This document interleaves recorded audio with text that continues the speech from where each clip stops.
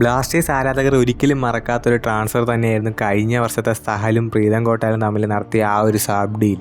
സഹലിനെ Blasters management വിട്ട് കളഞ്ഞതിനെ ചൊല്ലി വലിയ തരത്തിലുള്ള വിമർശനങ്ങളും ഉണ്ടായിരുന്നു. മറുഭാഗത്ത് പ്രീതം കോട്ടാലിനാകട്ടെ ബ്ലാസ്റ്റേഴ്സിൽ പ്രതീക്ഷയ്ക്കൊത്ത് ഉയരാനും കഴിഞ്ഞിരുന്നില്ല.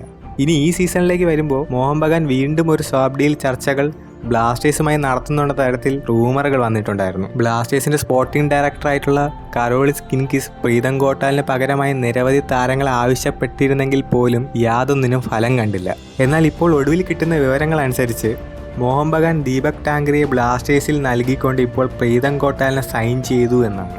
ഈ ഒരു വിവരത്തിൻ്റെ ട്രസ്റ്റബിലിറ്റിയെ പറ്റി ഒരു ആരാധകൻ മാർക്കസിനോട് ചോദിച്ചപ്പോൾ അദ്ദേഹം പറഞ്ഞത് ഇതിനെക്കുറിച്ചുള്ള കൺഫർമേഷൻ അടുത്ത മണിക്കൂറിനുള്ളിൽ തന്നെ ലഭിക്കുമെന്നാണ്. ട്രാൻസ്ഫർ വിൻഡോ അവസാനിച്ചെങ്കിലും ഇപ്പോഴും പല ക്ലബ്ബുകളും തമ്മിലുള്ള ചർച്ചകൾ മുമ്പോട്ട് പോകുന്നുണ്ട്.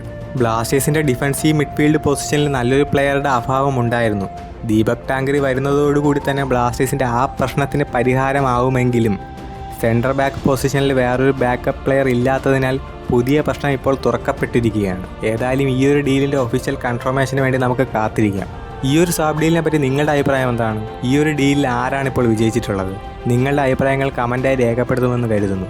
സോ വീഡിയോ അവസാനിക്കുന്നു. അടുത്തൊരു അപ്ഡേറ്റുമായി വരുന്നവരേക്കും ബൈ.